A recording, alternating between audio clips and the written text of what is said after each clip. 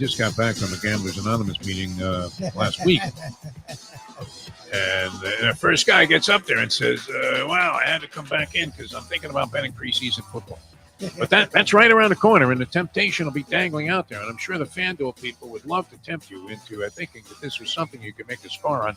I don't know that it is. And the man who would probably be on the opposite side of that argument joins us right now from outkick.com. And, of course, Monster when it comes to any kind of NFL inside information. He's the number one guy. Mr. Jason Cole joins us here on the program. Jason, how are you, my friend? I'm great. I always thought that betting on preseason football is, without question, the lowest form of degeneracy. You're talking to our audience here. That's saying a lot. We were betting Korean baseball during the pandemic. Yeah. Knowing the audience for the show, I think that proves nothing. The time. Wake up with Defo, joined by Lubie. Welcome to the Defo Show.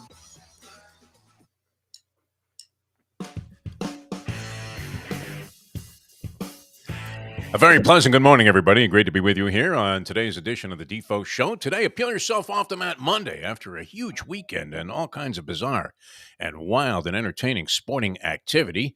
Jeff DeForest, along with one Mike Lubitz. And I hope you're as wildly entertained as I was over the weekend, Lubie. When I first saw you sign on this morning, you looked a little verklempt there, like it wasn't the greatest of times for you. But as far as sporting action goes, it was about as exhilarating as it could possibly get. How are you, my friend, before we get this thing rolling? I'm good. I watched a lot more preseason football than I've ever watched in my entire life. So I don't know if that's good or bad. Our parlay fell short just because for once I was counting on the Jets and Zach Wilson, and that's a combination I never have before. And I don't think I ever will again. The Jets will break your heart. I mean, the Mets will break your heart. The Jets will break your heart. If you're a fan of the Mets and the Jets, which those things coincide, Mets fans are usually Jets fans. Jets fans are usually Mets fans. Yeah. Yankee fans are Giant fans. Giant fans are Yankee fans. Yeah. And right now, I mean, you would have to hope, no matter which category you fall into as a New Yorker or somebody that roots along those lines for New York teams, you would have to hope that the football season is far more promising than anything that happened in baseball. Yankees, by the way, bordering on new levels of infamy as they've lost 8 in a row. Oh, First time that's happened since 1995. They had a real tough beat yesterday against the Boston Red Sox. And each time, if they lose every subsequent game, they take it back to like 08 since the last time they had lost that many in a row. I mean, if they lose again their next ball game, they would be in 40 years of frustration there. 40 years was the last time they lost 9 in a row. And then when it gets into like 10 and 11, I mean, you're talking about franchise history there. Franchise history, like when they were the Highlanders or whatever they were in their infant stages. So those people are screaming. But you would have to think, and what? Are they set up for bitter disappointment on both ends? I don't think you can really draw anything definitive out of these preseason games. I'm not sure what you would take away from that Dolphin game that took place on, Saturday afternoon? Tua gets picked off on his first pass. Dolphins dominate a Houston team that is going to rely on C.J. Stroud to be their starter and probably going to get their new coach fired by his second year. What do you think? When you take over these spots, it's good for about a year and a half. You better sign a 5-year deal, guaranteed money, which it all is guaranteed for the coaches, which is kind of interesting, right? They don't guarantee the money for the players, but they do for the coaches, who they know are coaches not just walking the plank of ineptitude. I mean, eventually all of them, for the most part, with rare exception, does anybody leave a job on his own terms as a head coach. Is that a fair statement? Rare exception. Outside of Andy Reid and Bill Belichick, even Belichick now, people are talking about, geez, you know what? Maybe he's not so great, right? He doesn't have Tom Brady. They're questioning him and the guy in L.A. with the Rams that was the wunderkind after last Sean year. McVay, yeah. McVay's even starting to get some shit. McVay. People remember when he was talking about maybe going to announcing? Oh, he's going to get paid some after he won the Super Bowl. They were going to pay him like $300 million. They're going to pay him some like Tom Brady number. That's the only reason why it was even consideration. Like it was some stupid, like hundreds of millions of dollars. to get him to do broadcasting. So he had to he had to consider it with, again, like you're saying, Doug Peterson won a Super Bowl and 2 years later was out of a job. I mean, coaching isn't automatic in the NFL. It's a beautiful thing. I'm not sure Robert Saleh will be if the Jets are, say, a 5. You would imagine the question marks like they did on the jacket 1 minute ago. So people would wonder, how the hell could this guy have lost under these circumstances? But yeah, that was the one bust up. It looked like Johnny Unitas in there. So that was a positive thing. But I don't watch too much. Dominating thing that I saw. Are we having problems, Lubie? What do we need to do? We It seems are. fine here. You are having problems. Oh, really? Because I detect nothing here on my end. Do we need to reboot this whole thing? It's just cleared up. Let's write it out for a little bit. It cleared up right now. It might have just been okay, good, because everything looked fine to me. All right, big weekend, all kinds of stuff. Let's start in Cincinnati, Lubie. How about that? Let's start in a little bit of more of an obscure place than the National Football League platform that was available over the weekend. Still another game to be played, and that is week number 2 of the preseason, 2 of 3. 3 of 4 if you were the New York Jets, and Aaron Rodgers going to maybe see some snaps in the final preseason game. See, now that would be, not that you would ever wish this on anybody, but I know, I mean, what are the odds? Aaron Rodgers goes out there, trips over Mickey Becton's big left foot as he's backing up awkwardly and goes down with some kind of ankle injury, misses the first 8 games of the season, and it's sayonara. All you people with the personal seat licensing purchases that you made on a recommendation of Roger Goodell, whoosh, right out the window. You may as well just take your money, put it in a Bunsen burner, and go ahead and put it up in smoke. Cincinnati, though, Coco Gauff, how about this? Beats Iga Swiatek in the semifinals of the Cincinnati. It's the Western and Southern Open, which is a name that makes no sense, except that's a financial institution of great significance, I would imagine, throughout the Midwest, but especially in the state of Ohio. Does Chris Collinsworth endorse everything? I mean, he's got to be on the... No, he's got to be the spokesman for Skyland Chili also, would you think? Probably. Can you see him slurping down a 5-way there and trying to hide the fact that he's suffering from a massive stroke of gas? And if he doesn't go outside the studio and just let some of it go right away, he's not going to be able to finish the commercial. Western and Southern, I guess, is a banking institution there, financial institution. Anyway, they are one of the significant buildups to the U.S. Open, which starts next week. Not this week, but next week. And Coco Gauff, who's been playing very well all throughout the year, and yet not quite getting over that hump, one of which the hurdle is Swiatek, the number 1 player in the world, who we always pronounce Swiatek, everything but the proper pronunciation. And she had lost 7 straight times to Swiatek, 0 for 7. Against Swiatek, beats her in a 3-set bloodbath, and then comes back and knocks off Mukova for the championship yesterday. So that was solid and, very, very encouraging. She hired Brad Gilbert. Her team hired Brad Gilbert to come in as some kind of consulting coach. Brad Gilbert, who had so much success with a lot of different people. I don't know. I mean, was he a controversial figure in tennis as a coach? I don't want to say that. Great commentator. Always enjoyed his commentary going all the way back. And I think we had him on the air one time. He's a huge sports fan, well-versed, big Raider fan, and well-versed in a lot of different things, and speaks very articulately, about and eloquently about, a variety of sports. But, must be something as a coach, because he seemed to have found the one thing that has put Coco Gauff in a position where she now is very much a consideration to win championships. And she takes this title down against Mukova, who knocked off my girl Sabalenka in the semifinals. No small assignment there. And takes care of Mukova in straight sets. Fairly easy win for Coco Gauff. So that was nice to see. And then a bloodbath of a final between the number 1 and number 2 men in the world. The up-and-coming Carlos Alcaraz, who has already arrived. I don't know that you could say he was up-and-coming. And Novak Djokovic, and the changing of the guard, it was, about as interesting as any match that I've watched in recent times. They had that 5-set classic at Wimbledon, which Alcaraz won. He looked like he was going down, and maybe even easily. Comes back, wins a tiebreaker in a second set at Wimbledon. Manages to go ahead then, and after going up 2-1, loses the 4th set to Djokovic, takes it out in 5. Just tremendous stuff. I think that had to be like a 5-hour match. This was a best of 3, Lubie, and it took about 4 hours to complete. They were going from, I think the match started at 4:30, 8:30. I'm still watching this thing. 2 tiebreakers in the second and third set. The king of the tiebreaker, Novak Djokovic.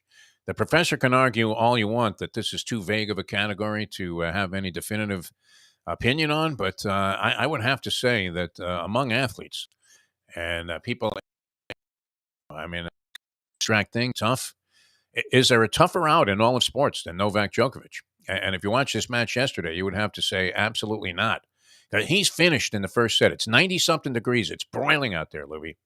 You could have put an egg on the sidewalk there, and it would have fried up in a couple of seconds. Just put it right there on a bagel with a piece of cheese and sucked it down.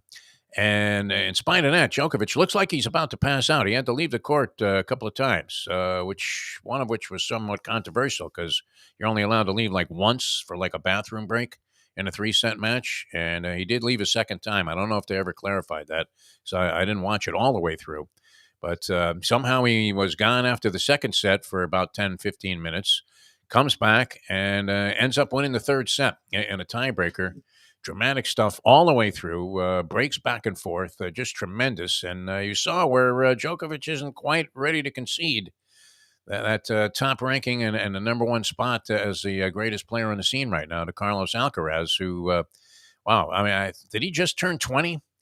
We would have had a 19-year-old winning the women's title, and a 19, 20-year-old ended up winning the men's title, but sets the stage for what will be just fantastic drama, you would have to think. Not that there aren't other players involved, but Alcaraz Djokovic looks like it's going to be a classic, possibly set up as a final of the U.S. Open.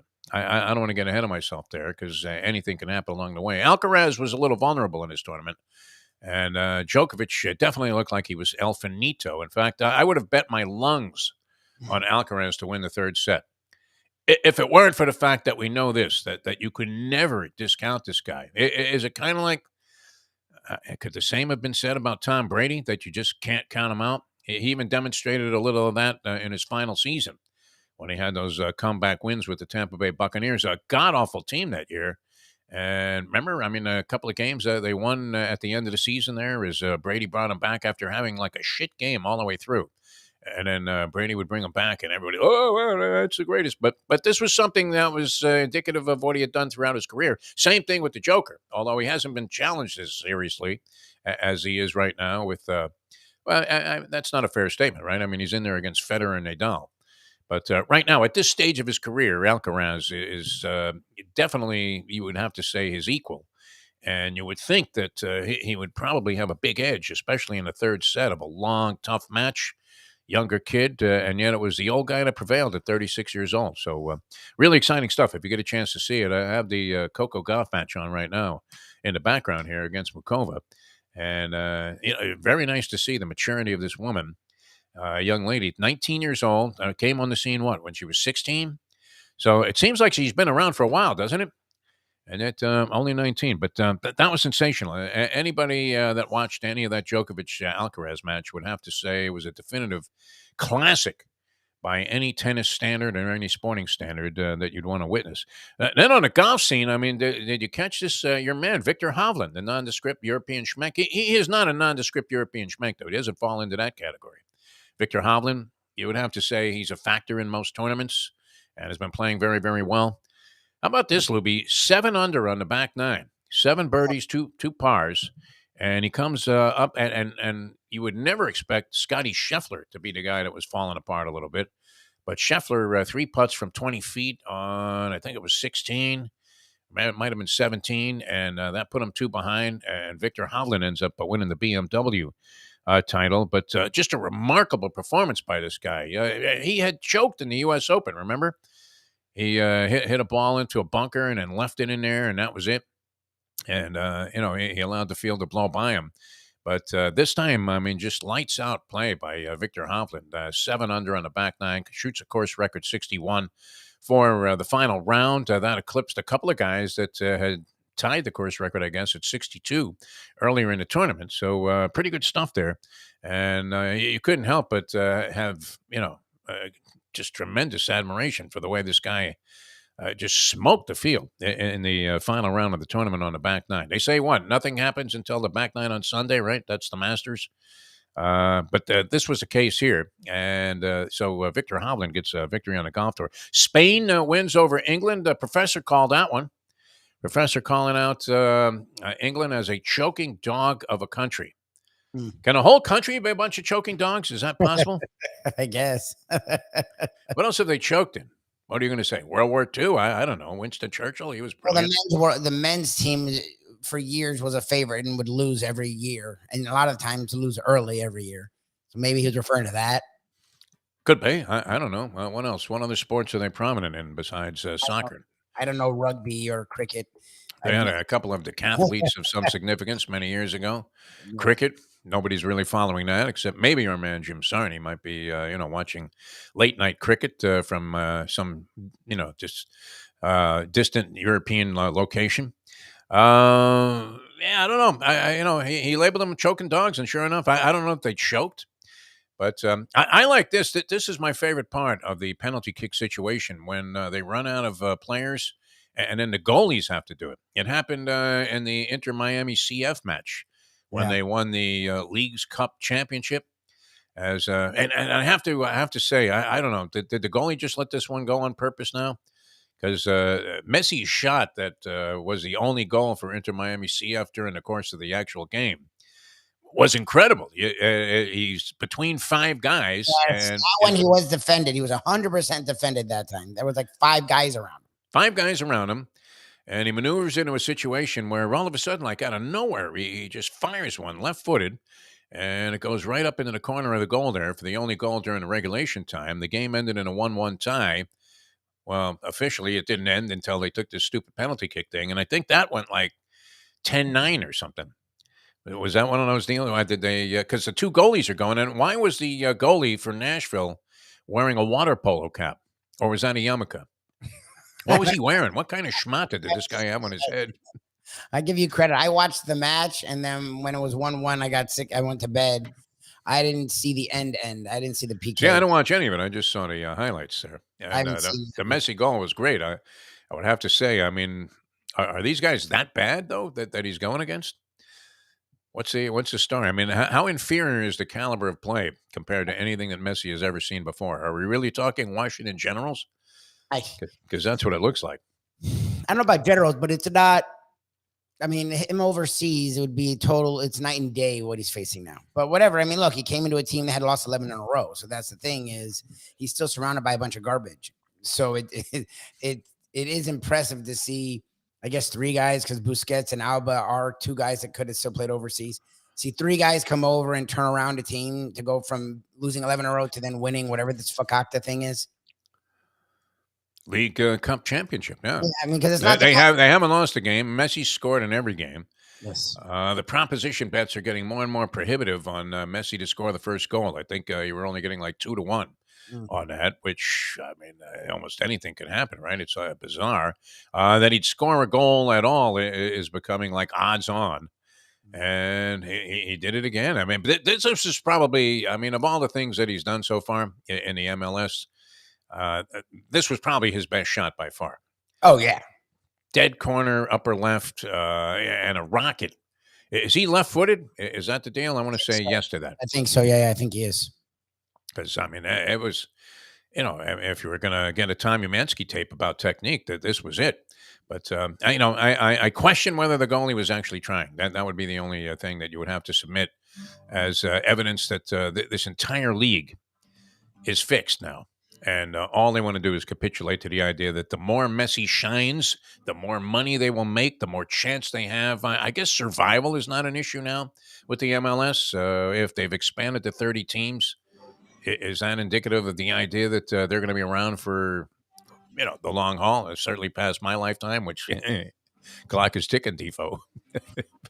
But no, that was good. I would have to say, of all the things that we've seen from Messi so far, that was far and away the most impressive shot that he's taken. He did have that one in his very first game where he took the free kick and it went in, but that was a gimme. I believe they were instructed to lay down on that. They might be actually playing now. No? When are we going to find that? I mean, where's your Armicataean instincts? Should be able to, get to the bottom of this and find that interleague. If they can find all this stuff on the Trumpster, well, no, he might be the worst criminal He's an idiot. Yeah, I mean, that ever existed. he knew he was being recorded every time and didn't give a shit. He just Talking to Zelensky there. Hey, listen, Vlad. come on. Those Russians are hovering around, the border there, and they're going to come in. You ain't going to have shit if we don't give you money. So find me something on Hunter Biden, will you?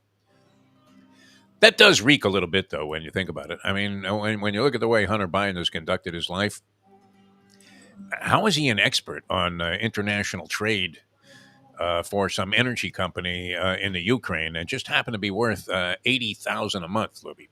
I mean, his dad was in office. It's very easy for him to use that to his advantage. I mean, maybe Biden was involved, Joe, maybe, but you can't tell me people don't use the power that their families have for their own gains. Like 100%. Oh, you know who my dad is? What did he do at the commission meetings? Was he just there snorting blow? What was he doing? Or the guy's a fucking criminal. Imagine, these guys are talking in Ukrainian or whatever the language is that they use. I would imagine it's Ukrainian, right?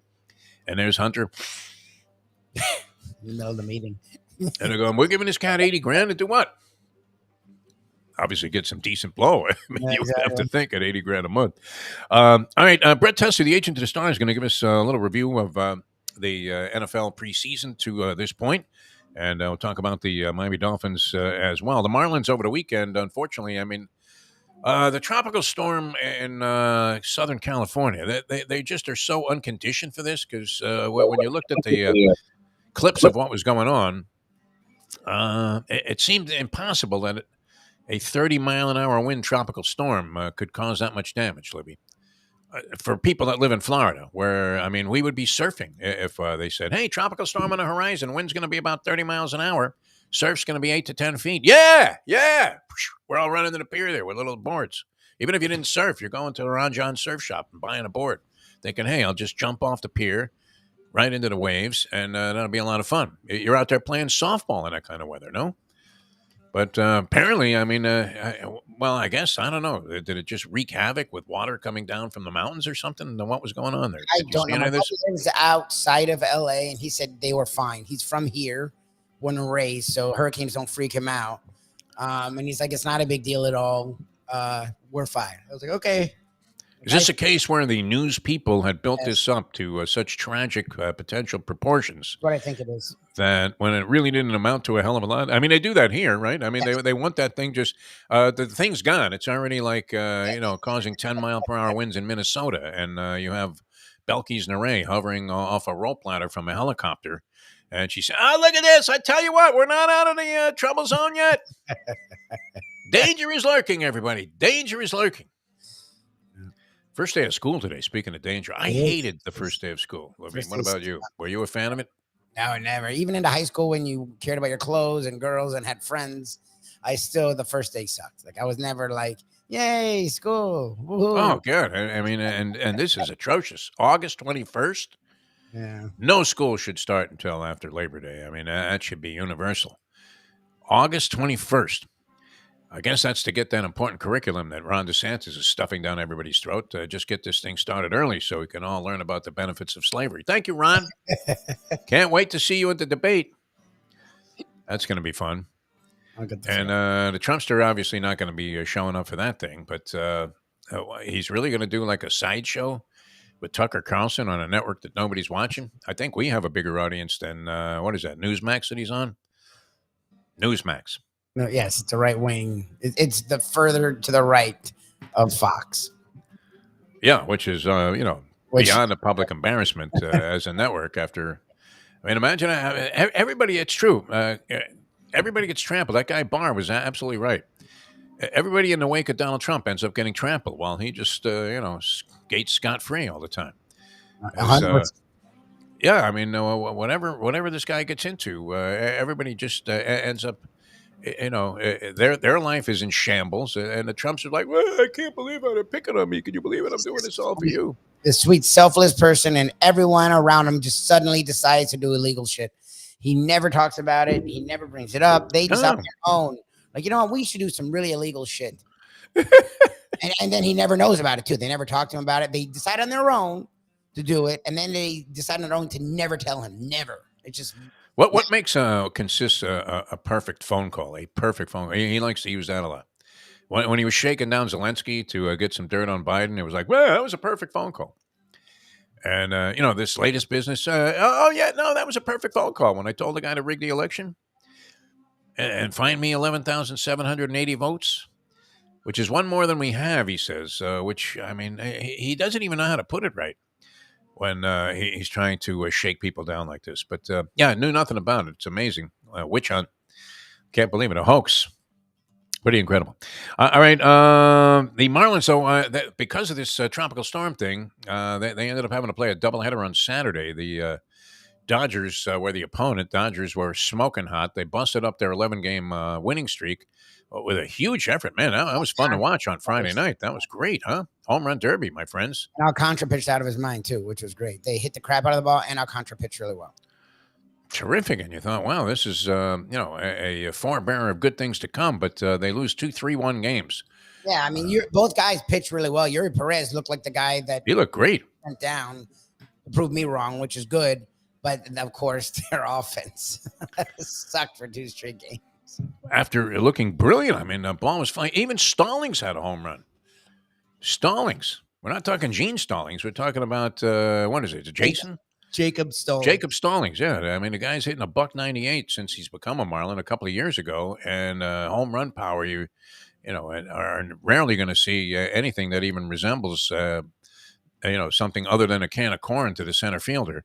And this thing goes flying right out of the park. That guy Berger's been hitting the ball real well since he came to the Marlins. Josh Bell doing well as also, and it looked great until Saturday. But now the Marlins find themselves.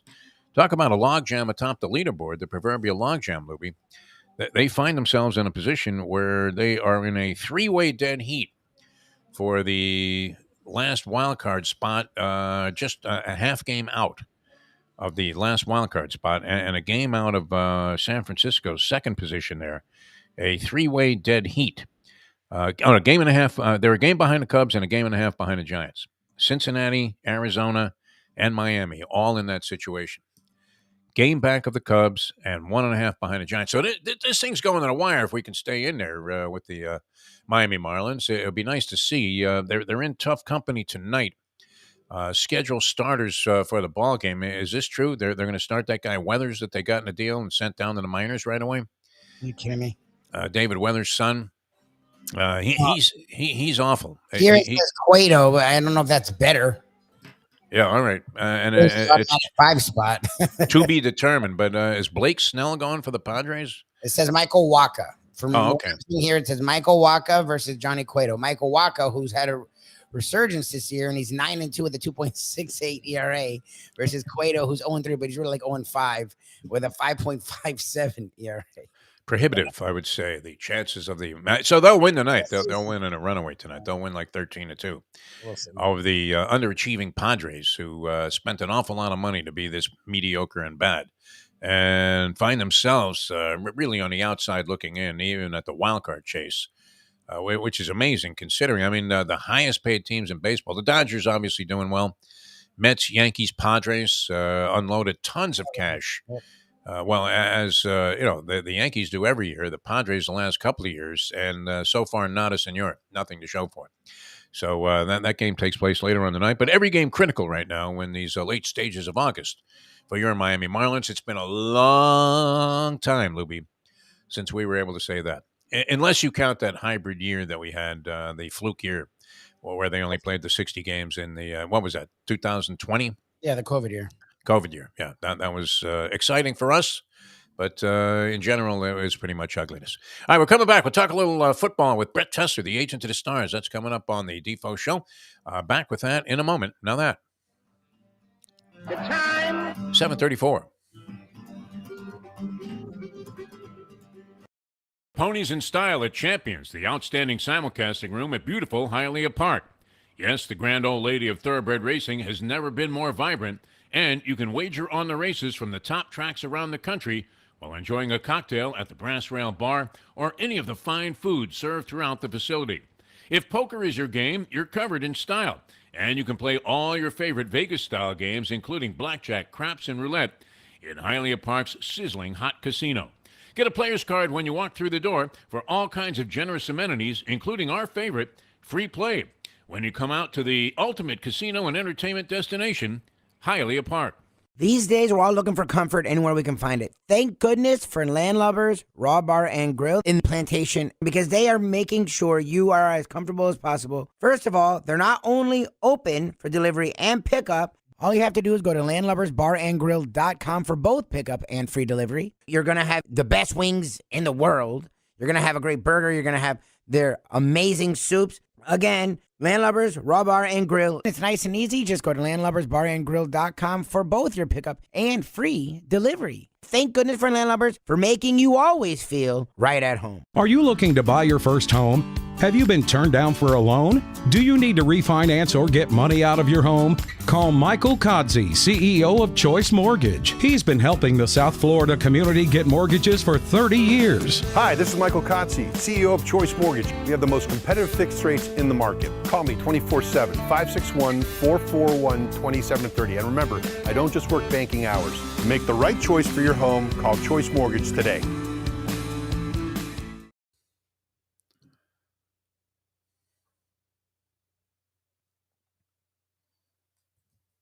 The simple pleasures of this job, the way a stadium sounds when one of my players performs well on the field, the way we are meant to protect them in health and in injury.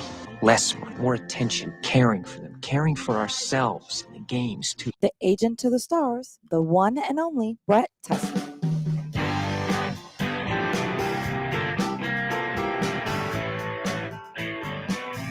Well, once again, everybody, great to be with you here on the Defo Show. Appeal yourself off the Mad Monday. A lot of NFL activity over the weekend. It was week 2 of the preseason, week 2 of 3. So we're almost there. We're only, what, are we 3 weeks away from the start of the regular NFL season? 3 weeks away to take a little week off there after the exhibition games are completed. And this guy's got to be a very busy man. There's all kinds of activity going on in the National Football League. If you check the transaction wire, guys are getting signed, guys are retiring, guys are doing all kinds of things. People are unfortunately getting hurt. And so if you're an NFL agent, you have to be on high alert right now. And we're happy to be joined right now by one of the best in the business. Naturally our favorite, the agent to the stars, Brett Tessler. Brett, how are you, my friend? Doing great, Steve. Good to be with you guys. Morning, Tess, man. Good to be with you, man. All kinds of crazy stuff going on. How busy are you? Is your head spinning like Linda Blair in The Exorcist, trying to keep up with everything, not just the action on the field and how your players are doing, but the business that's at hand as well? Yeah, the funny thing is it's been a good busy. Actually been adding more players than subtracting. It's funny, one team that I haven't had a ton of players on. In the last 25 years, I've done over 600 contracts throughout the entire league. But Arizona, for whatever reason, is probably, one of the 2 or 3 teams that I've had the least players on throughout my career. And in the last week, including yesterday, I've gotten 2 guys signed there. So oh yeah, wow. That's kind of funny the way it works out, but just enjoying watching these preseason games, watching my clients. You see some good plays, you see some bad plays. It's all part of the development and the young guys, and all part of the journey. All right, people tend to poo-poo what the meaning of preseason is, especially now since it's a little less defined with the 3 games and you don't have the so-called dress rehearsal game. Some teams, may have treated the second game as a little bit of that. We saw some starting quarterbacks in action, including Tua, and supposedly Aaron Rodgers is going to see some playing time. He hasn't played in the preseason since 2018.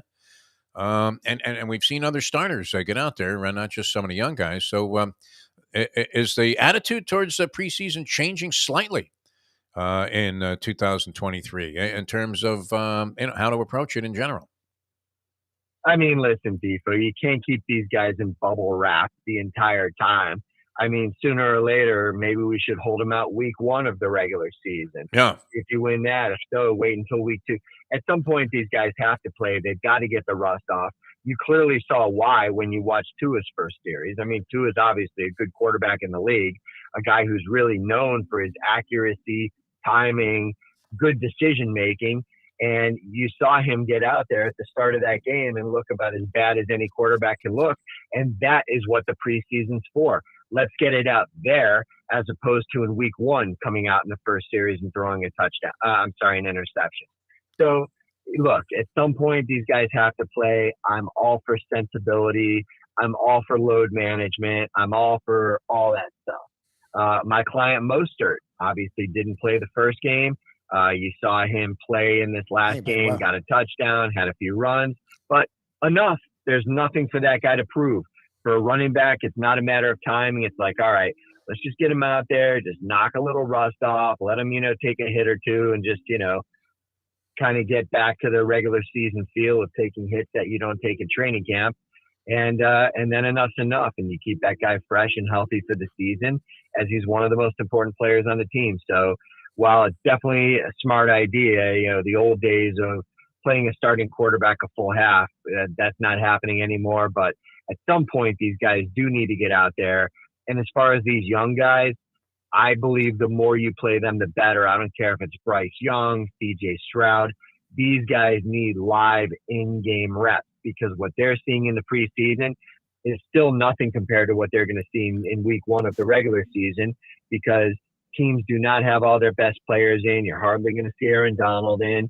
And then on the other hand, these defenses aren't showing their schemes at all. You're not seeing anybody, you're not seeing any defensive coordinators throwing any exotic blitzes in. You're not seeing any of the offensive coordinators using any trick plays or anything like that. So it's still limited in terms of what these guys are going to get out of it. But nonetheless, it's still important for them to get out there. And so that's what it is. And we'll see here in week 3, probably less of the starters playing, and then everyone will be healthy coming into week 1. And I know we can all be excited about that. So with all that, that's why it's really tough for me to gauge what to take from the preseason. Well, what I'll say is Mike McDaniel, there was a lot of questions about him going away from the run and the Dolphins offensive line. Now, I don't know what it's going to be in the regular season. Again, the success they had this past weekend was against a team that's clearly going to be bottom 5 in the league in the Texans on both sides of the ball. But it was encouraging to see that offensive line really move them. Like they ran the ball really well. And on top of that, Mike McDaniel stayed with the run. Even in 3rd and long, sometimes Mike McDaniel said, screw it, and ran the ball. Whereas he would have got cute last year, even especially with Thompson. He loved taking chances with Skylar Thompson, which was the most frustrating thing to me. He didn't, at least this weekend. He was very conscious of that whole thing with the running game, and he stayed with the run, and it worked. All their backs, from your guy Mostert all the way down to the Brooks kid, looked really strong, and the line looked really strong. Are these the kind of things you can sort of take from the preseason? Maybe like mentalities and coaches trying to mature, possibly? Well, all the running backs on this team, starting with Mostert, are guys that don't need wide holes blocked for long. These are guys where you give them a crack and they're gone. Mostert's a fast guy. Wilson's a fast guy. The 3rd round draft pick, fast guy. I mean, these are some of the fastest guys in the league. And so it definitely helps mask the deficiencies of an offensive line when it comes to run blocking. The key is going to be keeping people off of Tua. And not just to the point where he's able to get rid of the ball for a good play, but to be able to keep people from getting to him as he's throwing. Because in this last game, I saw some guys getting their hands on him and shoving him as he was releasing the ball. And that's how he ended up having some of his concussion issues last season. Plays where a quarterback's never more vulnerable than right when they release the ball. And if they get that shove, that's when you see them wind up going hard on their back where their head snaps back and hits the turf. And so hopefully this line doesn't just do an adequate job where it gives them enough time to get rid of it. Hopefully they do a dominant job where not only can he get rid of it, but he doesn't have to be in a prone position every time because guys are getting right to him. So, again, you're only going to see so much in these preseason games. The truth will be told here in a couple weeks. Skylar Thompson, Lubie said he wasn't worthy of even being in the league, that he should, look for a residence in Canada somewhere, maybe sign up with Saskatchewan when they get a team. That was after 1 week. He comes back and distinguishes himself the second week, and I guess, I don't know. I mean, should we be considering or concerned at all about the Dolphin backup quarterback position? He was fair last year, but the Dolphins went out and spent $8 million for Mike White, and I don't know. Did Mike White even play in this game? He didn't play at all. So Thompson got hurt, and then they put Thompson back out. yeah. Well, can you read anything into that? I mean, where are we at in terms of the backup quarterback with the Fins? I don't know, but one thing I can tell you is with Mike White, you've got a guy who's been there and a guy who's done it. And that's the one thing that gives coaches way more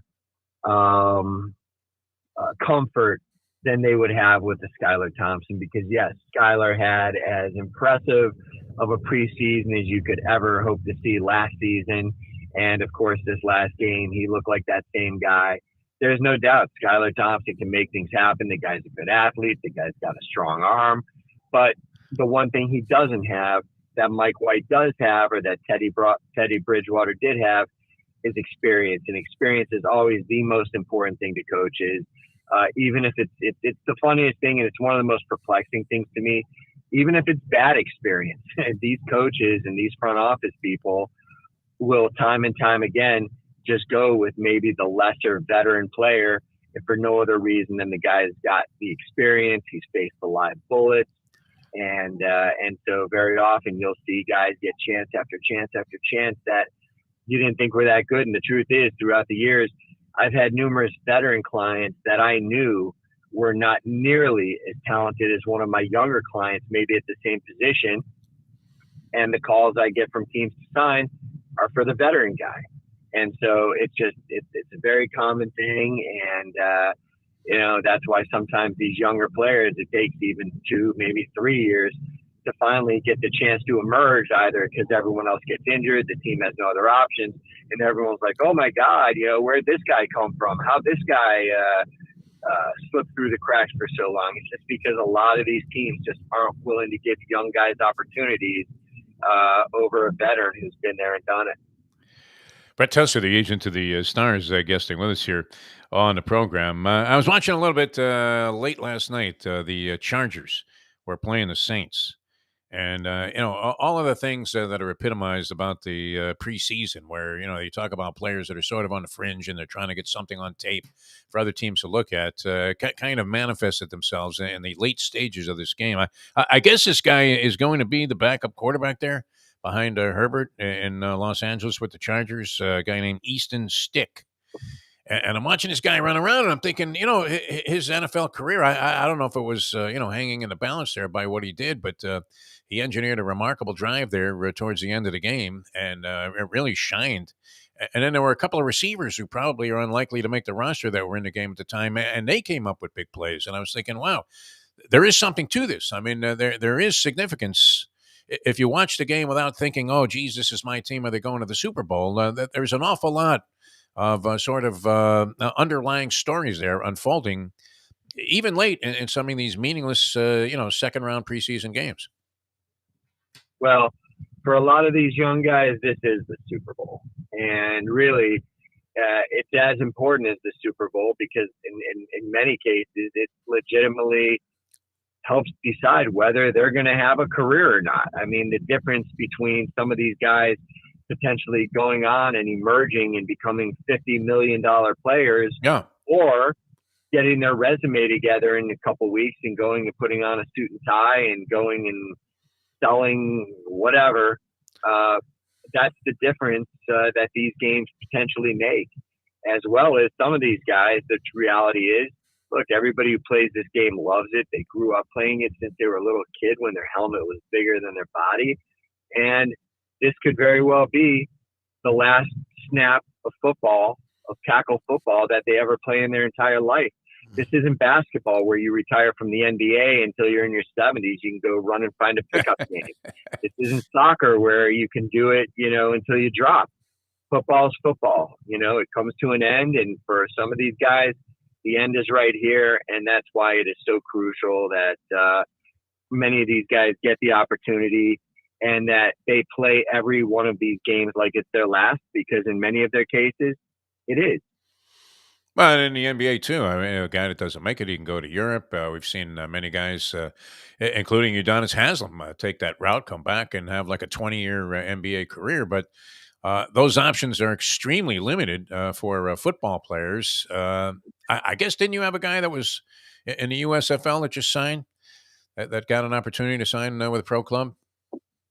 I did, yeah, an offensive lineman who was with Houston in the USFL that ended up signing with Arizona last week. So you can, but the reality is, if you look statistically, deep, less and less of those guys are getting next opportunities in the NFL. And it's actually alarming, because I thought the XFL and the USFL were going to be amazing, because, face it, there are plenty of players that the NFL ends up mis-scouting, or just guys end up in the wrong scheme, or end up buried on a depth chart where, for whatever reason, they just kind of get lost in the mix.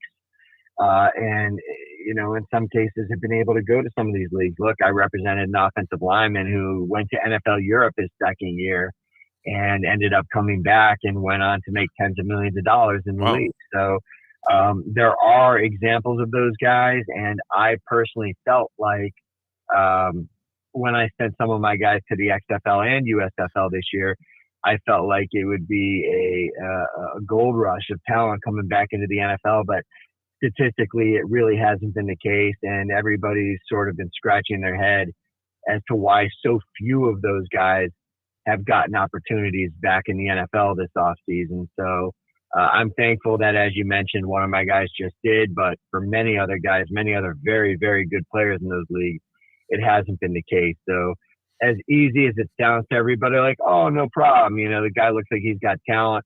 Let him go to Canada for a year or two. Let him go to the XFL. Let him go to the USFL. He'll be back in the NFL. That's usually not the case. So for every one Cameron Wake, there is 100 other talented guys that just never get that chance. So that truly is, again, a matter of why these preseason reps are treated as career life and death for so many of these young players out there. It seems like, and I probably shouldn't even use the word seems.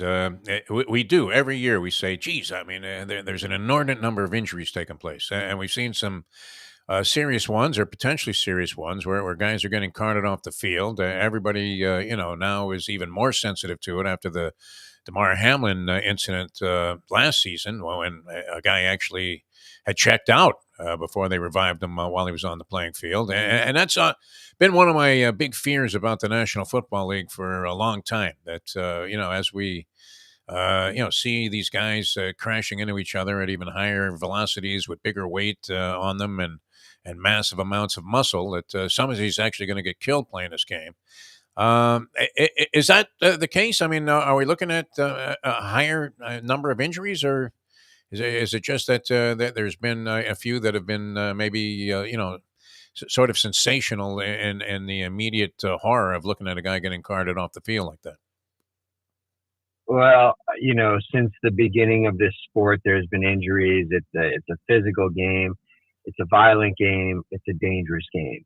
And that's the reason why I'm here, to get my clients every penny I can, every opportunity I can. And I'm sure every other agent's out there trying to do the same for their clients. This isn't baseball. Unless you're Tom Brady, you don't play 23 years in this sport.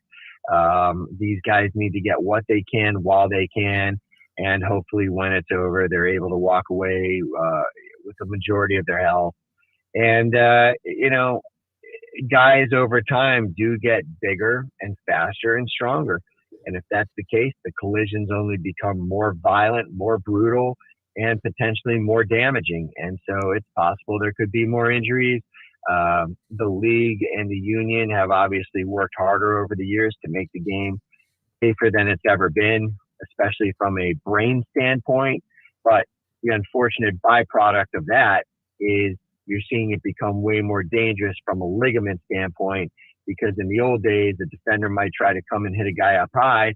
Now they're afraid they're going to get flagged and fined by the league, which has gotten completely out of control with these fines and some of these penalties. And so now defensive players are just going to come in low.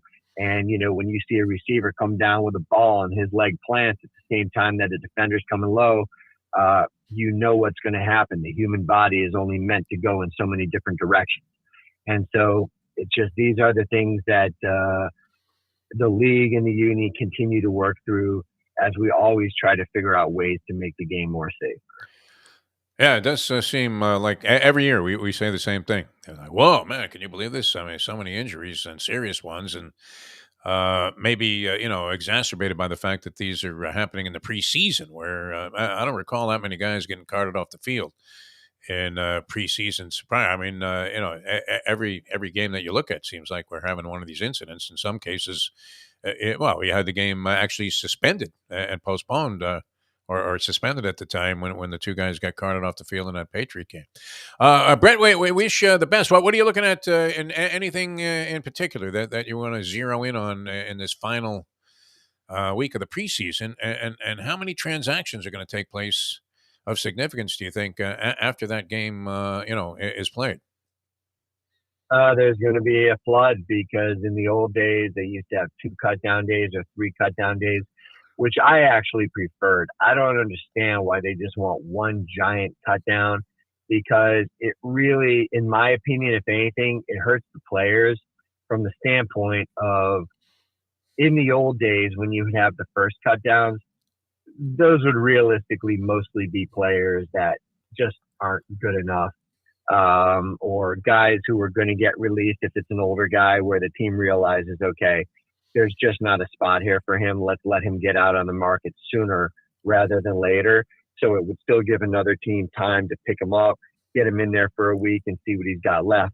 But now you're seeing everybody get let go pretty much at the same time. It's an absolute flood. And these teams, which are dealing with their own dilemmas of who they're going to get rid of or who they're going to keep, hardly have enough time to evaluate thousands of players that end up hitting the market. And so it makes it tougher for guys to get claimed off waivers, to catch on elsewhere, to get opportunities on other practice squads. It really takes now, in my opinion, 2 or 3 weeks into the season for these teams to be able to go back and adequately do all the work they need to do on these guys, and then figure out who's going to get picked up as we get weeks into the season. So I felt like the way it was done in the past was way more orderly, and I felt like it gave everybody, the teams, the scouts, the agents, everybody around the league, I felt like it gave them a more adequate opportunity again to get guys, claimed off waivers, reemployed elsewhere, whatever the case may be. So it's definitely a turbulent and crazy time that I'm not looking forward to, but it is what it is, and we will make the best of it as we always do. As the late, great Gordon Sully would say, pandemonium. It's pandemonium here. Miami Beach Convention Center. Can you believe it? The Funk Brothers have come in here with a foreign object. It's going to be kind of a wild time there if everybody gets released at once. I didn't even realize, when did that change take place? Is that this year? It's a few years ago. Oh, yeah? Okay. Where was I? They do it now, and yeah, it's the way it's changed. They've done it different ways. It was multiple cuts back in the day, and then I think they made it 2 cuts, and then there was no cuts, and maybe they went back. Whatever it is, they've been changing it around, and I'm a firm believer that the best way to do it is 2, if not 3 cut down days. Again, it just allows it to go in waves. It gives everybody a reasonable amount of time to be able to evaluate what's out there and catch their breath, where, again, the way it's being done now is just total bedlam. Did you ever meet the assistant coach, Carl Tassif, who was with the Dolphins in the Shula era and was kind of Shula's, henchman? Who would go around, and he was the guy that went to the to the room of the player that was getting cut and knocked on the door and said, "Hey Joe, coach wants to see you, and bring your playbook." Did you ever meet this guy? Because he was like perfectly cast to be that guy, the Turk, that would come out there. I never met him. That was a little before my time. But bring your playbook is the three most dreaded words in any football player's career. And I will say this: the league has definitely changed exponentially in my 25 years in the business. It's way more professional now. It's way more humane. When I got into this business, some of the people in these front offices were just, I mean, the most unpolished human beings you've ever seen in your life. I mean, in some cases, just either just crusty old guys, Yeah. total like insensitive rednecks, whatever it is, you name it. It's changed now, and these teams realize that again, it's something now that's become way more public in terms of, first of all, you got Hard Knocks. So Yeah. you've got guys getting let go publicly where people could see it there. And then, of course, everything is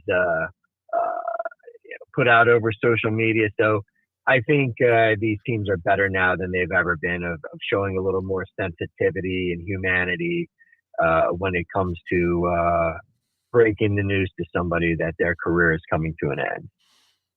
Yeah, you watch Hard Knocks. The coach actually like goes into his pocket and whips out like 3,200, like he was in Goodfellas. It says, "Here you go. I hope this is enough to get you a start." I mean, they show nothing but sympathy, and idea that the guy, well, we really feel you have the talent to play in this league. It just unfortunately you're caught in a numbers game here. Whereas before, I guess they just dropped the axe right on your neck and put your contract in the shredder. Brett, very exciting times. We wish you all the best, and congratulations signing a couple of guys, Arizona Cardinals. Although the Cardinals are going to need a lot of players. Do you have any more guys you can send there? Because supposedly they're going to be like the worst team in the league, according to everybody. I didn't even realize Kyler Murray got hurt last year. That's how out of touch I am with the Cardinals. And so he's on the comeback trail, and they'll see if he can make it back. Otherwise, that looms as a rather large mistake that they made there. Inking that guy for all that money crippled the franchise for a long period of time. Thanks so much for being with us, Brent. Always a pleasure, my friend. Pleasure's mine, guys. Have a great week. Thanks, that's man. All right, thanks a lot. Is it fair, Lubie? Do we say that every year? And does it seem to you, Mike Lubie Lubitz, and you fans out there, that we're watching an unusual number of serious injuries taking place in this year's NFL preseason? It just feels like there's a lot of carting off. I don't remember people being carted off as often as they're being carted off. No. I mean, it seems like something that happens, occasionally? Is there a guy carted off the field in virtually every game? No, that can't be. Guys that get hurt in every game, but the carting off thing is weird. Like I don't remember. It's just that. so, daunting to see a guy strapped to a gurney being rolled off the field, and they literally like wheel him out of the stadium, and Caesar gives him the thumbs up. Way to go, Russ! Talking about Russell Crowe, and the guy goes out. He's like, yeah, I'm still alive. I'll be back out here for the next one, and they go right out of the Coliseum there. It seems insane, but I don't know what the NFL is going to be able to do about it, because I don't think you can legislate this out of the game, can you? The high risk factor that exists today, and it seems like it's higher than ever. I mean, are we talking about an Orca situation here where this is getting tough to condone? No, we couldn't be without our football, could we, Lubie? I mean, we can. They're grown adults. They have the ability to say yes or no. Like the animal thing is the thing that's different to me, because the animals don't have a say. Humans, they do. Yes. Are we fans of blood sport for watching? Probably. But again, as of now, the dangers are very clear and evident. If you choose to play football, there's a strong chance you're going to get hurt. There's a strong chance you're not going to play long. But you get paid lots of money that you would never get paid in any other field. So it's risk reward, and that's really a part of life. So I don't feel bad about watching football, because these are grown adults that know what they're doing. My kids are never going to play. That's a decision we're making for them. They're going to have to deal with that. My sister's kids they play flag, but they're not going to play tackle football. And again, so that's the thing. Like, we understand the risks. Parents who put their kids out there, and people who decide to play, that's on them. Imagine getting pounded from the time you're in Pop Warner. They do. You're some big kid, and you're playing offensive line in Pop Warner, and just getting your skull crushed. Yep. From the time you're 7 years old or whatever it is. When did he start these kids, Pop 6. Warner? Is that like My 6? kids were Wow. playing at 6 years old, and it was tackle football, and they were still doing the Oklahoma drill because they're 6-year-olds, so they're thinking it's not Oklahoma drill in Pop They Warner. would do the thing where they go up against each other. I don't know if that's whatever the fuck that is. Yeah. That they would do. And The Oklahoma drill was kind of, I don't know, conceptually, it was very similar to the FAMU band hazing. Was it not? Oh, where the guy would have to get on the school bus there, and then everybody's got like, they don't even have like paddles. They have like oars. Not Michael oar, but just like actual, rowing oars. And they're knocking the shit out of this portion. I mean, it ended up in tragedy, right? How come it took them that long to shut it down, though? Everybody knew that this was going on forever. People go, people just shrugged their, because it's Florida, right? It's a hillbilly thing? I don't think so. Yeah. This wasn't hillbillies, though. This was like a black school and they were more than happy to look the other way while all this was going on with the fucking band, Lubie. No one wants to be a rat. I went through it. Why should you have to go through it? Wow. That bullshit. I don't know. That's kind of, how the Oklahoma drill came across to me when Jimmy was very proudly, Jimmy Johnson, inviting the press onto the field. It never happened, right? And then he would have them come out there and watch these guys knock each other out in the Oklahoma drill. Like, yeah, this is great. Jimmy, I'll get them ready for the season. I guess it worked. All right, we're coming back with more. All right, thanks to Brett Tessler for joining us. A lot to do here on the program, and we'll continue as we'll be back in a moment. Now that. The time. It's 8:05. Folks, Tony Segreto here. Let me ask you a question. What do you look for when you go out to eat? Good food, obviously. Friendly atmosphere, not too loud, but good energy, reasonable prices, and a place where you feel comfortable. All those ingredients, no pun meant there, are hard to find unless you're talking about the Texas Roadhouse. You see, they encompass all of those attributes. Really, really good food, amazing atmosphere, good for a family, good for a date, or just a night out for yourself, and prices that will make you extremely happy. Their ribs unmatched, steaks hand-cut every day. Everything, and I mean everything, is made on site, including their incredible bread. It's the one day, folks, that you can forget about low-carb diets.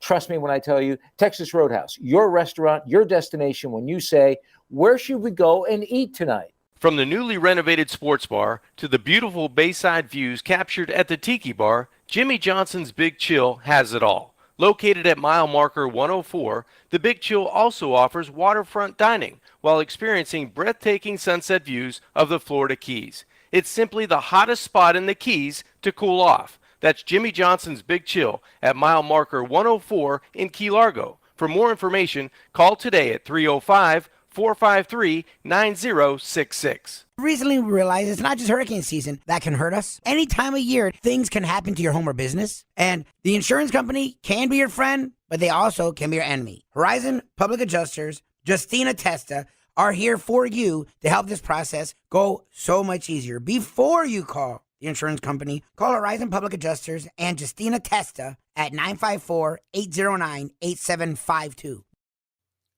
You can't fake caring. Women can sense this immediately. You don't really care. You didn't really want to do any of this. We now return to the Defo Show. Welcome back to the show. I hope everybody had a great weekend. It was a little soggy out there yesterday, Louis?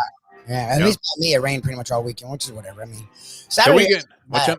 We got to go we went into the pool for one of the 5 times since we've lived here. Yeah. Because it didn't rain. Right when we got out is when I think it started raining. So we got away with it. But yeah, it was okay. The weekend was all right. You'll find it surprising, but I managed to spend Saturday at a local parimutuel facility. That's shocking, yeah. Yeah, and Andy joined us out there, so that was a lot of fun. Although Andy, took the high-risk proposition of taking the Tri-Rail, the train to nowhere. Oh, God. To get back and forth, because he doesn't like to drive at night. No. So, although he did leave his car there, I guess, at the Palm Beach station. The problem is, now the weekend schedule, I used to ride the Long Island Railroad, where you used to have a train going one way or the other. And you experienced a little Long Island Railroad when we were doing that Super Bowl coverage. It's like 4 in in New York. Yeah, I mean, but they still, during the week, they have plenty of trains. Like there's one coming at 5 o'clock. It's coming at 5:18, 5:36, whatever. I mean, it's like every 15, 20 minutes, you at least have a train. Maybe not quite that frequently. But frequently enough so that you're not going to be standing on a freezing cold flat platform there for like an hour and a half waiting for the next train if you miss one, which happened, quite a bit, right? You're driving up there, you're running up the stairs, and then the doors close, and like, fuck. right? But if that happens to you with the Tri-Rail on the weekends, and on the weekends, I used to ride the train into Shea Stadium quite a bit on the weekends, and so you were probably about an hour apart in terms of each side of the tracks there, which way the trains were going. They were coming about an hour apart. 3 hours between trains on the Tri-Rail. And if Andy missed this last train, which took off at like 10:44, we're leaving the Harris place at like 8 o'clock. And the next train after missing the 7:15 was at 10:44. Oh, Jesus. 10 Willie McCovey, man, 10 faux faux. Oh, my God. Andy's got no phone. He had this cheap-ass phone that he's been using. Here's a guy making millions of dollars in the stock market, like every day, right? He's dealing a buy, sell. I mean, you would think that he would need something that wasn't manufactured for, like, as a prop on Miami Vice. It looked like a phone that, like, Tubbs would have picked up. And so he couldn't get any kind of a charge working on that. He did get a new phone, but I felt terrible. I left him off there at about like 9:30, not even like 9 o'clock. Oh, no. And, like, what were you going to do? I mean, it's not like you can walk anywhere from the train station either, because these train stations are pretty much, in oblivion. Yeah, they're near nothing. They're nothing. There's not a McDonald's or Do they have like a concession stand there? No, I would think not. Not really. Very primitive. The railroad is probably more sophisticated when Henry Flagler was laying the tracks down to Key Largo. What do you think, Lubie? I don't know. 3 hours to wait for a train. That was a tough one. It's not like he was going to, some point, in the Northeast there, like he was taking a train to Boston. We're talking about going to Palm Beach, for God's sake. Yep. So, but that was great. We had a good time. But one of the things that I noticed, what was the word pig at a pari-mutuel facility, if you're betting the races, is very much like in Hebrew, the word shalom, where it could mean a lot of different things. And you come at it from many different perspectives. The best use of the word pig is by a guy that we know at the track, and his name is Omar, and he is a long shot player. And so he's constantly kind of extolling his horses to continue running by yelling, "Stay with it, you pig! Stay there, you pig!" I mean, where you're being demeaning. It's almost like you rooting for Florida State, Lubie. where you're just absolutely, horrified at the possibilities of how badly your team is going to fade, even when they're well in command of the game. So, and that's one use of it. But then, at the same time, you'll have guys cursing a horse in the very same race, and screaming, "Don't die, you pig!" But I mean, if you were a fan of pork, I've never heard. We were just kind of, listening to the people that were screaming as they were watching various races on the screen. Andy and I were a little bit off to the side of the bar there. And we're just looking and going, how about that, man? I don't know. Even at a strip club, you don't hear the word pig employed as often as you do at the track. And the various uses of it, I think, are kind of fascinating. I'm surprised some English language professor hasn't studied track vernacular. I just love that people I've heard you guys talk about, that fucking pig, but I haven't heard people using it to root on a horse that hasn't lost yet. Yeah. You haven't lost. Keep going, you pig. Why is it a pig before it loses? What if it wins by like 3 lengths? Because the horse was a pig, or it wouldn't be a long shot.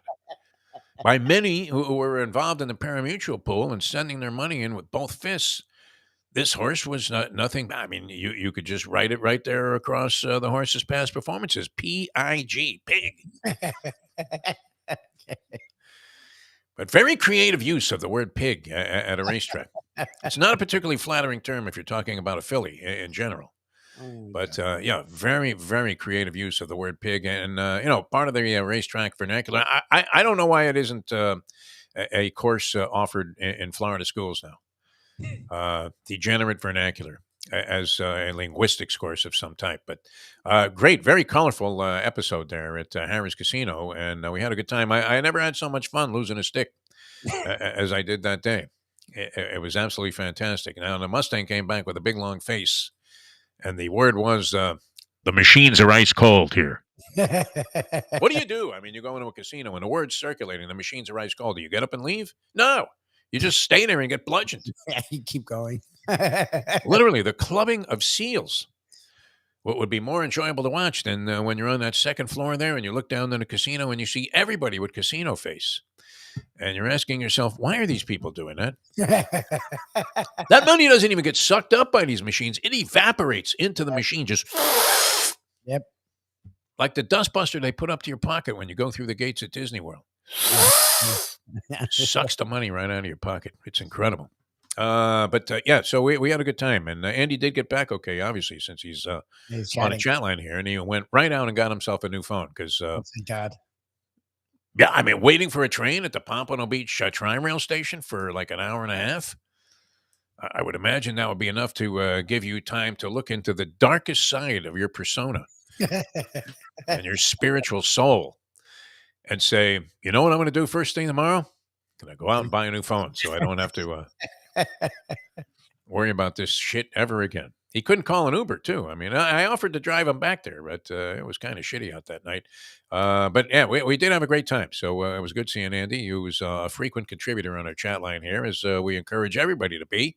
Yes. And yeah, I didn't get the full gist. I don't know. That didn't look like there was that much to do there. Some train stations, what? I mean, those Long Island Railroad stations they didn't have any concession stands or anything. Wouldn't you think like a hot dog stand would be appropriate? These New Yorkers are going to eat. Oh, in New York. Yeah, these don't, though. The ones I've taken a buddy. Does anybody take these trains? Who's on these trains except like bums that want to sleep on the train all night? I've picked up friends and dropped friends off who live out of the area at these stations because they all go to the airport. Yeah. Oh, they do? Okay. And they had like Miami. Could you schlep on a train to the airport? I guess it would save you a lot of money on the parking fee. I mean, I'm not doing it, but people from in and out of the area do it. Dragging a giant bag like the Mustang brings when we go on trips. Yeah, my buddy was going to Europe, and I picked him up from a train. He crashed at my house for a night, and then went to Europe for 2 weeks. So, I mean, and he took the train. I dropped him because his flight was in Miami, and I probably would have taken him to Miami, but he didn't ask me to, thank God.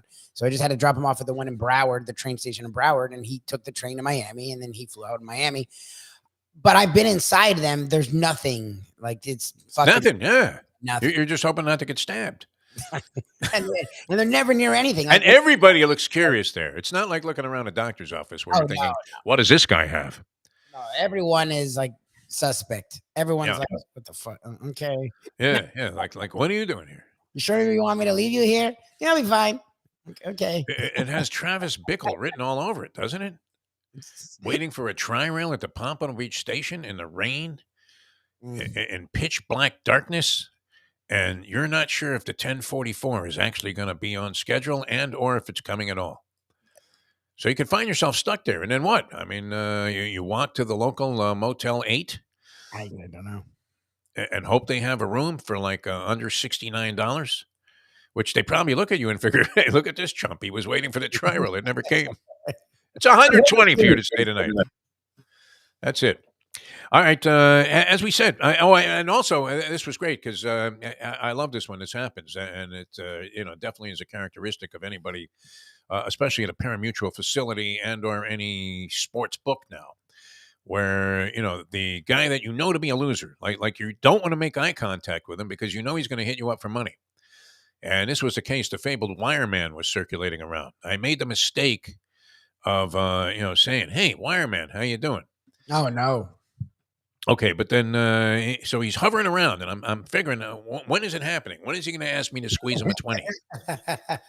Because my answer is going to be, I don't have any cash on me. I'm betting online, which is bullshit. But that's the move, yeah. Here we are. We're complaining about Donald Trump for lying, but I would not be, opposed at all to just lying in this man's face and saying, yeah, I don't have any money on me. How many times have you done that where you had like tons of cash on you, Lubie? And somebody approaches you for money and just, I don't have any cash.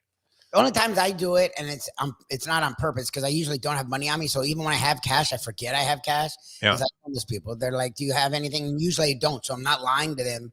And then I realize, oh fuck, I do have a 5. I could have hit the previous raise for 11 dimes, and I still would have told the guy I was broke. Because what are the chances you are ever going to see this money again? 0. Okay, so you know it's a donation, and as we've often said on these programs. if you're going to go into a betting situation, a gambling situation of any type, and especially true at the horse races, bring your own money. Please, people, just bring your own money. Nobody wants to be bothered. I don't know. Does it trigger a guilt trip in a Jewish guy like me when you lie to the guy and stiff him? No, I don't care. Fuck the wireman. That was my attitude. Anyway, he was the guy that originated the yelling, and which is now somewhat universal at any place I go, because I'm always an advocate of doing it. Where the horses are inside the final 16th, and you start screaming, "Wire!" Even if you don't have a horse that's in contention, right? You're acting like you need the wire desperately because the front runner is trying to hang on. Here come all of the kickers. They're closing inside, outside, middle of the track, and your horse, it looks like he's out of gas there, like Novak Djokovic, and somehow flops a nose on the wire at the last second, and you're screaming hallelujah because you got the wire there. So you're screaming for the wire to come up, and that's where we got the thing from. The wireman had the best squeal I've ever heard. He was right out of Deliverance with that thing in the squat down like a pig scene. Wire! All right, so the wireman says to me, he says, who do you like in this race, right? I'm thinking, okay, that's better than squeeze me a 20. So I said, I'm all in on this 14 horse, okay? I had all the credentials to win the race and looked magnificent on the track. Paco Lopez at Monmouth Park. I mean, this is a winning combination every time. Going to be overbet. And the horse at the time was like 3-1 or something like that. Ended up going off at 2-1. But the wireman says to me flat out, if that horse wins, I'll buy you a car. And I actually, people heard that. And I said, hey, you guys hear that? The guy's going to buy me a car if the 14 wins. What were the odds of that? What were the odds of him coming through on that? I mean, did he buy a piece of deal Volkswagen from our man down there? No, I don't think so. No way. No, zero. There's 0% you would get anything out of him ever. All right, so what happens? The 14 takes the lead, looks like Secretariat, jogs home, and wins by 4 or 5 lengths. Oh, really? Of course, yeah. So it was good for me. It was the first bet I made on the day there, and I really thought this horse, if you were ever going to say, well, I don't think this horse can lose, I figured, just so obviously laid over the field there. That anything can happen. It's horse racing, but just seemed like, my God, how is this horse even 2-1? Should be 3-5. And the wireman quickly disappeared. There you go. That's how you like, well, where's my car, wireman? If you didn't mean it, don't say it. Should that not be a definitive rule of thumb in any gambling situation? If you don't mean it, don't say it. For sure. And so that was the way I shook loose at a wireman. He owes me a car. And, I was trying to decide what model. And fortunately, I don't need one. No, you don't need it. So I don't have to depend on the wireman to come through. But, yeah, I mean, gone in 60 seconds, as they say. They hadn't crossed the wire yet, and the wireman was already, like, bugging somebody in a poker room. Hey, can you squeeze me a 20? I really feel hot today. Exactly. Unbelievable. He used to be in the ticket scalping business. That's funny. And he would open up like his coat, like a raincoat, like some guy that was selling watches in the subway stations of New York. Yeah. And would have tickets for everything. Like if you needed Beyonce tickets, he had them at face value. It was incredible. Now, I don't know if those tickets were like those wrestling tickets that I once won from a radio station.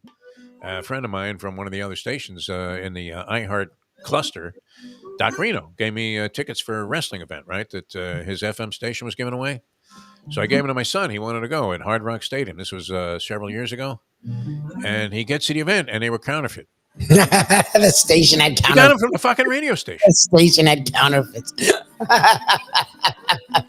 So if that was happening with the station's tickets, imagine oh my God, how credible were the wireman's tickets for like the 2025 World Series that he already had. Exactly. Exactly. I would rather send $10,000 to some Nigerian banker. Exactly. For the chance to get my distant cousin's, fortune that he made that he somehow had buried under the pyramids, and they found it mysteriously on an archaeological dig. But that was fun. That kind of, if you could have, I wish we could just film inside there. It'd be great because you would have a Fellini movie Every time, if you just witnessed any session at virtually any racetrack. All right, we're coming back with more in a moment here, but that was my experience over the weekend. I don't know, did you intermingle with anybody in society over the weekend? I did nothing yesterday, but Saturday we were out there having a good time for sure. Oh, And we it was, went. So Saturday we swam and hung out. Our pup got shots Friday and Saturday, so he was a little out of it. So we just wanted oh to hang yeah. out here. Would And you give him Dilaudid to calm him down? no, Because you were on time for the show today, which was good. he had heartworms. So Okay. it's a stupid ass process. But he's done with the shots now, thank God. But they knock him out. They like make him out of it. Oh yeah. So Wow. we wanted to just because when we leave, we put him in a crate, and I felt he hates it, so I felt bad putting him in a crate. Yeah. When he wasn't feeling well. So yesterday he was better. So we went and saw the Barbie movie. My wife's been wanting to see. Oh no! Don't tell me, Louie. See, the thing is, it's not like I know the right had a problem with it, which I don't understand because it. I don't know how political. I mean, it really is a political movie, Barbie. I think they did a good job. It's not really. I guess it's for women in a sense, but it's not like. It's not what you think when you hear. Don't tell me. Don't tell me you wear pink. No. She didn't wear pink. Neither of us wore pink. Okay. The movie's been out like a month. It wasn't like there were some people in the theater, but it was like a Sunday afternoon. It wasn't like packed or like this. She just wanted to see it. And Didn't it lose in the box office this week to some Pauly Shore? Oh, maybe. Remake? I mean, it's in week 3. It's week 3. I mean, by week 3, things like it's dead. Yeah. Yeah. But I thought it was pretty good. I mean, You did really? Okay. I've read a lot of really good reviews, and I've heard people of all ages and both sexes or whatever sexes hail it as something different, and I thought it was. Like I thought they did a really good job. I don't know, but I'm open-minded. I don't take offense when people are harsh on men. Like, duh. Like men have sort of ruled the roost for thousands of years. Like, it's not a shock to me to see it in front of my face. I don't feel emasculated. I'm realistic about how this world works. So I fucking understand when women make a movie saying, it'd be nice if we mattered more. Yeah, well, that's shocking. I'm glad a Mustang isn't into going to that. She jokingly, sent me a text a couple weeks ago when it came out. Said, "Hey, you want to go see the Barbie movie?" I thought it was good. I'm not gonna lie. I've read a lot of good reviews, so that's why I wasn't so against it. Like Shirley usually doesn't make me. How packed was the theater? We went Sunday at like fucking 1. So okay. Perfect timing. It wouldn't have been, but I mean, there was still that's the thing for being out of month. There was people there. There was a good like 20 to 30 people in the theater. Like, it wasn't, really? That's a big crowd. Yeah, it wasn't empty. Like, I had a decent crowd for like it being out this long. Yeah. Movies nowadays are out of the theater by 3 fucking weeks. So, I don't know. I call me a soft ass or call me, I don't know what you want to call me, but I'm open-minded. So like, I understood what the movie was. I had read a lot about it. So I knew what I was getting from it. And I thought they did a good job. And they have a good cast. Like the cast is a pretty solid cast. So like, there's a reason all these people who are really famous and well-known are in this fucking movie. So, yeah, because they're all making tons of cash, man. Oh, no, yeah, this thing's making a crap. What they do with my wife, who's in digital this is better than selling sneakers that were made in China. Well, they just partnered. What they did with this movie was stuff that I don't know why they don't do this more, but like all these different other companies licensed out Barbie stuff to make products promoting the Barbie movie that they paid Mattel to do. It was fucking weird. Like usually you have to pay to get promotion. They got paid to promote their fucking movie. It was actually pretty it's a beautiful thing. Yeah. It was pretty innovative. I don't know why more companies haven't done that when they have iconic like dolls and video games, but I don't know. I'm not inclined to go see a movie about a doll, especially if it's supposed to be a political statement. Yeah. It wasn't for you, but give me JFK, Parallax View, conspiracy theories about politics. I always enjoyed those. Look, not for my wife, I wouldn't have gone and seen it. Don't get me wrong, but it wasn't like I was falling asleep or like I was bored. Like they did a good job with it. It's entertaining, and I actually did enjoy it. I'll have to say. All right. I feel, very much like I, would get the same anxiety that I had coming out of the Sheena Easton concert. Oh, for sure. Which David Cassidy was the opening act. Yeah, if someone sees you, you're not like... This wasn't when they were popular. This was when they were long since past their prime. I mean, I don't know if people are still going to see Tom Jones. Are women still throwing their underwear at Tom Jones when he performs? I don't think so. Senile little bastard that he probably is. No, I think he's fine actually. Which is a tribute to people doing well in their old age. so to speak. But yeah, the Barbie movie, I would be afraid to come out of there. That would be my fear, being as self-conscious as I am, that somebody that had a platform where they could expose this to the general public, which now everybody does, right? Facebook, you take a picture of a guy, here's Defo coming out of the Barbie movie. Ha! Yes. Nice. Not exactly Macho Man Randy Savage here. I mean, but yeah, a movie about a doll that doesn't really interest me, especially now that you've told me it's got political twist to it. All right, we're coming back with more in a moment. Be with you actually till about 8:45. But Lubie and I diving into a new venture today, so we're going to have a little premature end to the program and see if we can't get ready for that, and hopefully that'll go well. And who knows, Lubie? Is the sky the limit? We're already getting ripped apart on Instagram from our initial offering, which was kind of just a practice run, I thought. Didn't you, Libby? I don't even know if anybody's reviewing that. It's fine. You don't do social media the way I do. I've gotten lots and lots of crap over the years, so it's not new to me. Oh, no. I mean, obviously, your intent is to offend everybody and have them, I mean, the more they say that you're garbage, the better chance you have of succeeding, I think. No? It seems to be the way, right? Witness, people with, you would consider to have zero talent that are all filthy rich off of TikTok and being influencers and all this other stuff. All right, that's where we want to be, Lubie. We want to get paid to do nothing. Back with more in a moment. Now that. The time! And paid well, I hope. It's 8:30. Ponies in Style at Champions, the outstanding simulcasting room at beautiful Hialeah Park. Yes, the grand old lady of thoroughbred racing has never been more vibrant, and you can wager on the races from the top tracks around the country while enjoying a cocktail at the Brass Rail Bar or any of the fine food served throughout the facility. If poker is your game, you're covered in style, and you can play all your favorite Vegas-style games, including blackjack, craps, and roulette, in Hialeah Park's sizzling hot casino. Get a player's card when you walk through the door for all kinds of generous amenities, including our favorite, free play, when you come out to the ultimate casino and entertainment destination, Hialeah Park. These days, we're all looking for comfort anywhere we can find it. Thank goodness for Landlubbers Raw Bar and Grill in Plantation, because they are making sure you are as comfortable as possible. First of all, they're not only open for delivery and pickup. All you have to do is go to landlubbersbarandgrill.com for both pickup and free delivery. You're going to have the best wings in the world. You're going to have a great burger. You're going to have their amazing soups. Again, Landlubbers, Raw Bar, and Grill. It's nice and easy. Just go to landlubbersbarandgrill.com for both your pickup and free delivery. Thank goodness for Landlubbers for making you always feel right at home. Are you looking to buy your first home? Have you been turned down for a loan? Do you need to refinance or get money out of your home?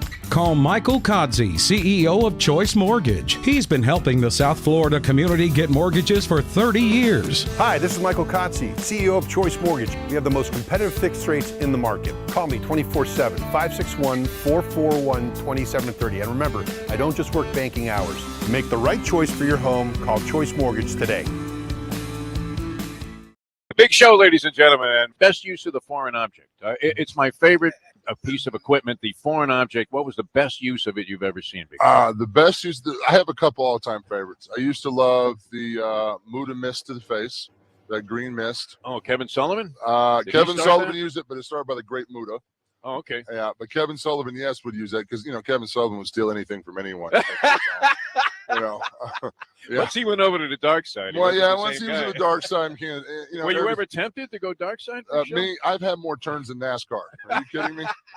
Have you ever at dinner started a conversation by saying, McMahon?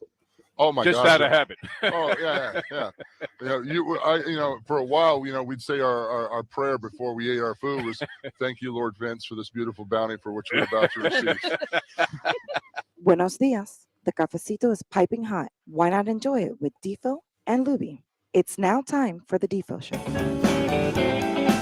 Very mild-mannered, that big show. The different times that we encountered him. That was on one of those radio rows for the Super Bowl. Yeah, down here. And could not have been any more gracious and or insightful about the use of the foreign object, which is still my favorite piece of sporting equipment. You can't go to a Dick's Sporting Goods and find a foreign object, can you? No, they don't have Yet is an essential piece of wrestling equipment. So you would think, if this is a store that's going to pride itself on carrying virtually everything that you need to be involved in any form of athleticism. I don't know if it's like in high school wrestling. High school wrestling as the foreign object. Imagine just whipping that thing out like in the middle of a high school wrestling match, which high school wrestling, I mean, it was huge in my high school. No. On Long Island, that kind of wrestling was big. I mean, they used to pack the joint for wrestling meets, and it was something that in our area there was a famous wrestling team on Long Island from Mepham High School, which was in Belmore, New York. I didn't go there. I went to a new school. I would have gone to Mepham, but they opened up a place closer to my home, and it was John F. Kennedy High School. But many of the people from Mepham, and then in Merrick, there was a Calhoun High School. They had great wrestling teams. All of these schools, legendary. I think there might have been some sex scandal with one of the coaches at Mepham years later, but at the time, I mean, these guys were producing champions, and it was taken very seriously, Lubie.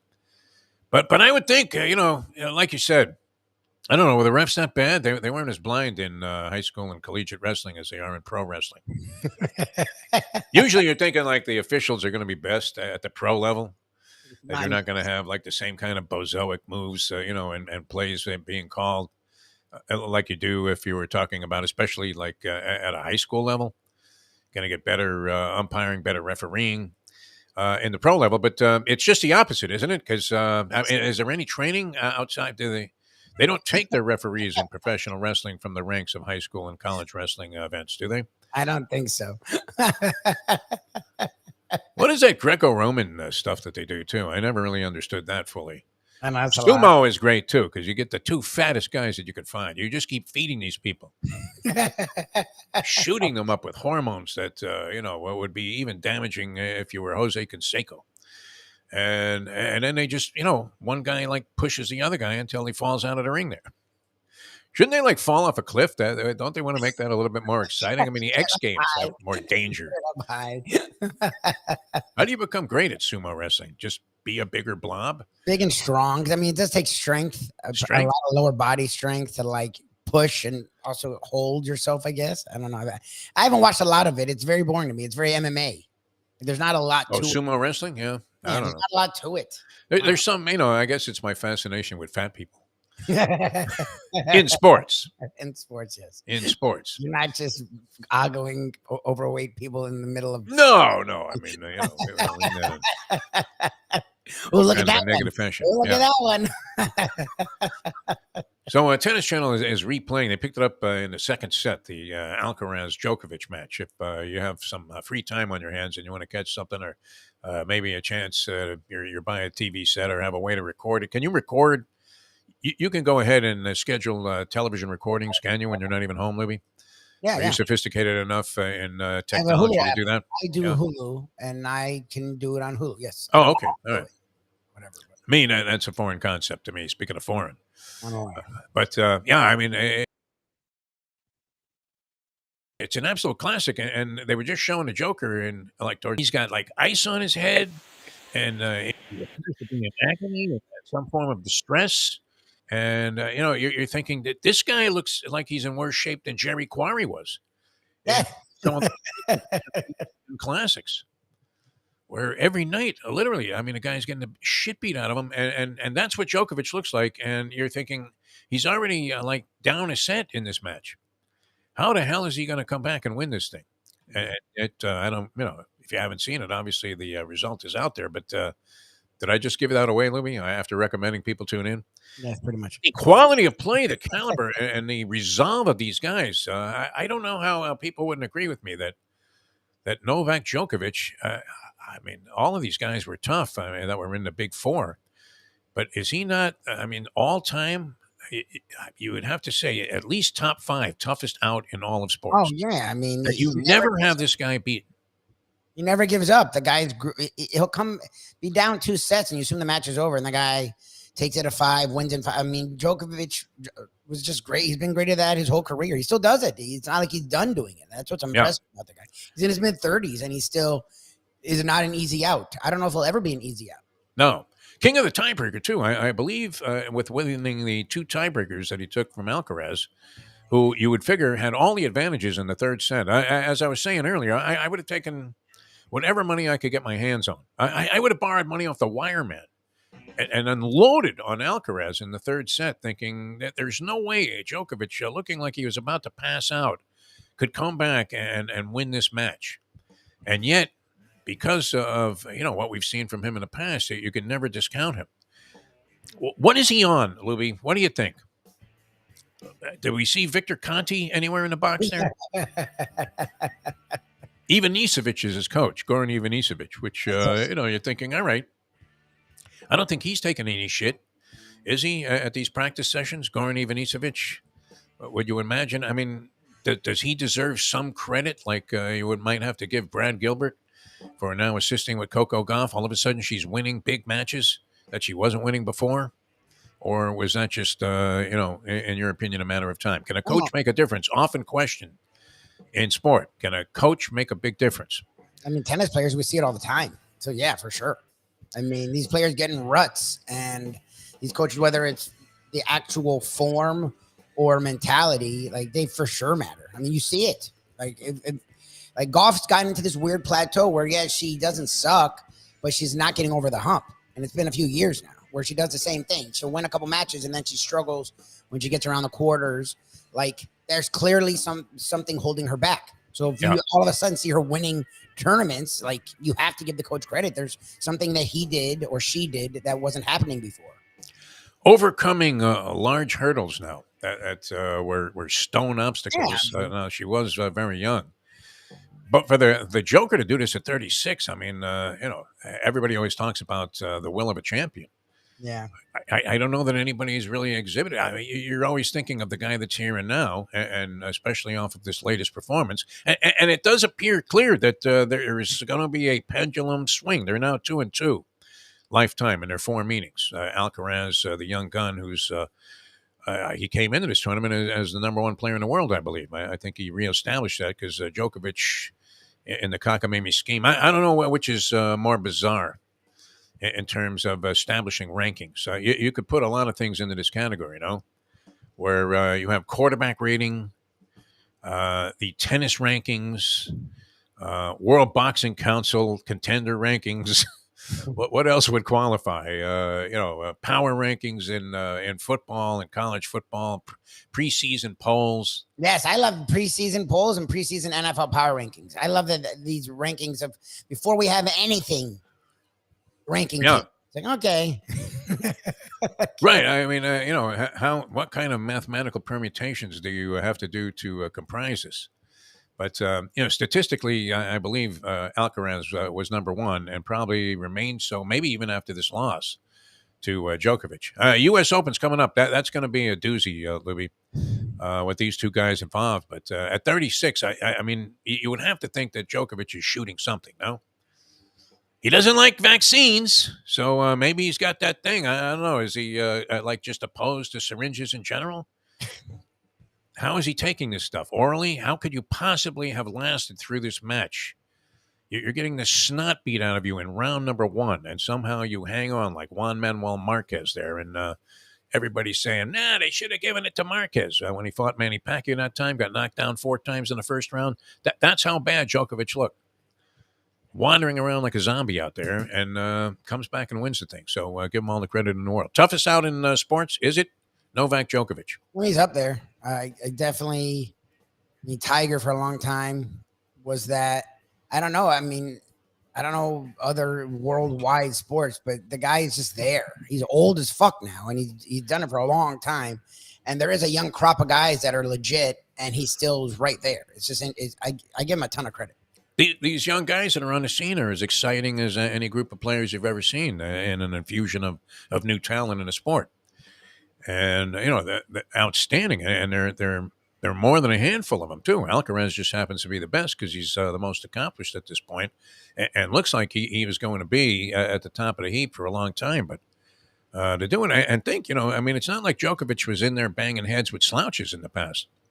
I mean, he's getting his brains beat in by Federer and Nadal and even Andy Murray, and then he emerges as the best of them all.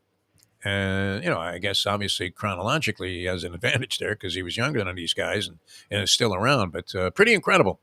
People don't. I don't know. Is there a big Serbian contingent besides those Skyline chili eating fools in Cincinnati, Ohio? Because I was surprised. Usually you will find fans rooting for the young gun, the up and rising star who is electrifying to watch. Well, except for when they feel the old guys near the end. I remember the Jimmy Connors that run at U.S. Open when he was 64. But Connors was always popular and or at least controversial, whereas I don't know that Djokovic is that. He hasn't, but again, Nadal's pretty much done. Federer has retired. Murray, we know the injuries have gotten him the last decade. So he's the last guy from that guard, and the days are numbered. Even Brady, outside of Ken and myself, a lot of people started to root on Brady when he was with I have friends that are Dolphins fans that because he wasn't with Belichick, literally rooted for him against fucking Mahomes in that Super Bowl. When you see the old guy near the end, especially the U.S. Open, they're really weird about that, where they'll root on fucking I'm trying to Henman or some shit like that. Oh yeah. When you see the old guy near the end, and then Alcaraz is the dude. There's not even a doubt anymore. You're going to be seeing a lot more of him than you will be of Djokovic. So it's they're oh, let's root him on this one song. We may never see him again type shit. I have to check the demographics of Cincinnati, Ohio. There must have been half of Serbia must have moved there.